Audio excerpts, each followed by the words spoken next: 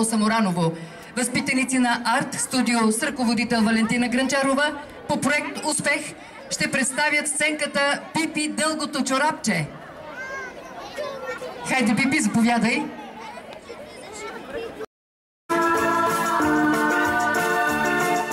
Кой харесва със слонички своето лице? Има чанта с парички и добро сърце. Кой на своята тераса коня си държи и умее да наглася хубави лъжи? Кой? Пипилота, Виктория, Транспаранта, Ментолка, Ефраимова или Пипи, Пипи, дългото чорапче, Пипи, Пипи, Пипи, дългото чорапче. Това са тъкмо достатъчно кладеници. Ако са повече, човек трудно би могъл да ги наглежда.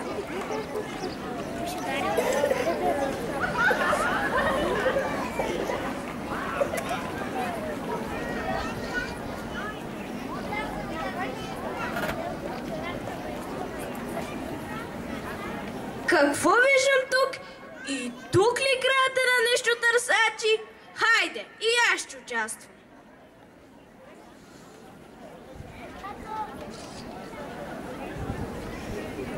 Сигурно преди нас от тук са минали други нещо търсачи. Дори и кърфица няма. Честна дума. Да не сте загубили нещо. Тук все много няма, тъй че можете да станете.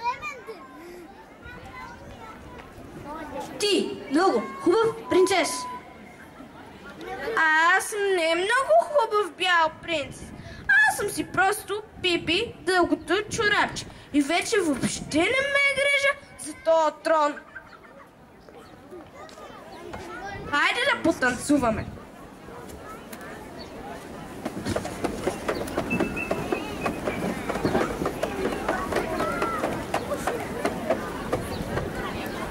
Мисля, че този остров е просто чудесен. И аз така мисля. Не си ли съгласна, Пипи? Слушайте прибоя на океана.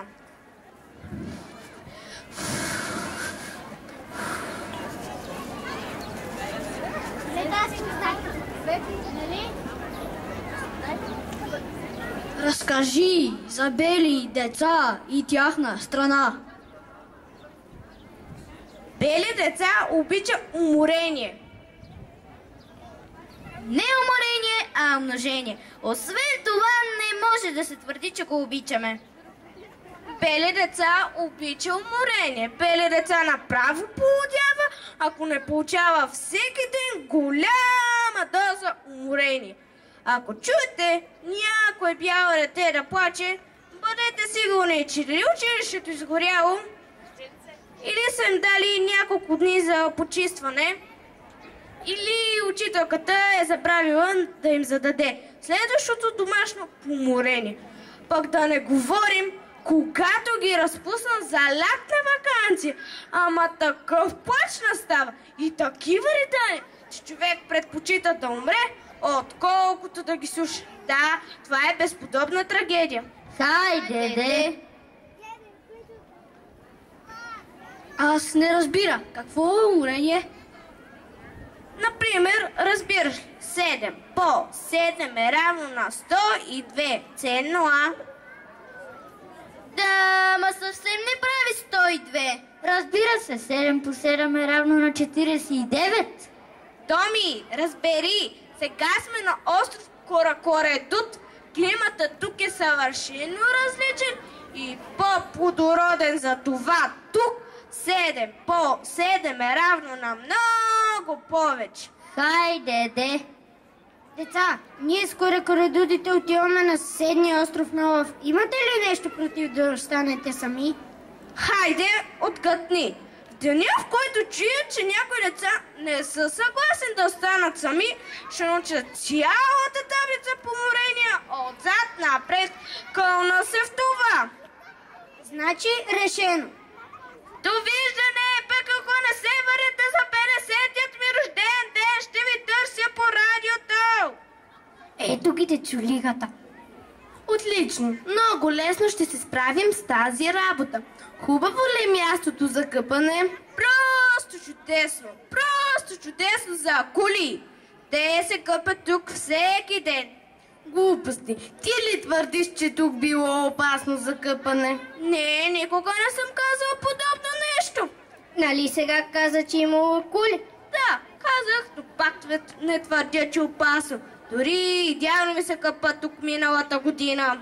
Значи ясно. Миналия петък дядо се върна от болницата с чисто нови дървени протези, с които човек не би могъл да свикне. Казва, че били неоценимо оръжие, когато трябва да се пие. Пипи, знаеш ли какво мисля? Мисля, че лъжеш. Дядо ти е сигурно е стар и не му се иска да се намества в побоища. Как да не му се иска? Ако не се бие всеки ден, от тя си гризе носа. Ама че щуротия, как може човек да си гризе носа? Може, кача се става и си го гризе. Не мога повече да слушам тези глупости. Но Пипи, нали ти изобщо нямаш дядо? Нямам, трябва ли на всяка цена да имам?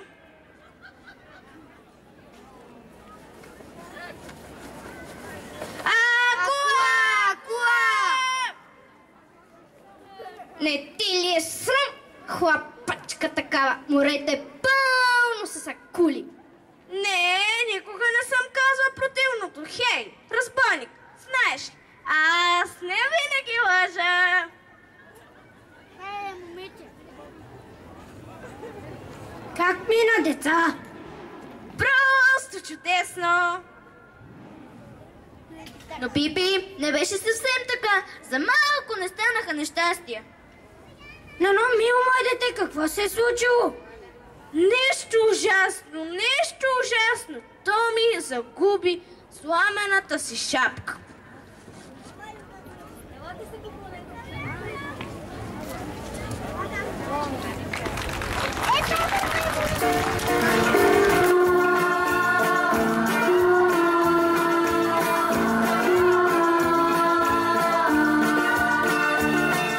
Кой в вила кула, ако си рече, може перка от акула да си опече?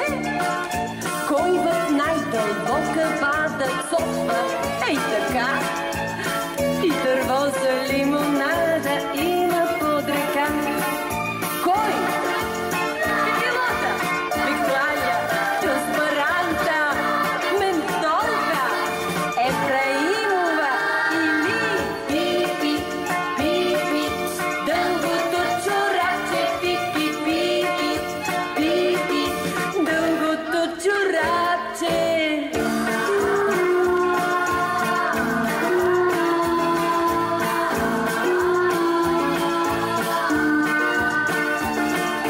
Кой с Саника и Томи прави карнавал? Кой надвива бързишком и негърския крал? Кой не иска с Томи Ани вече да расте, а с тях да си остане винаги?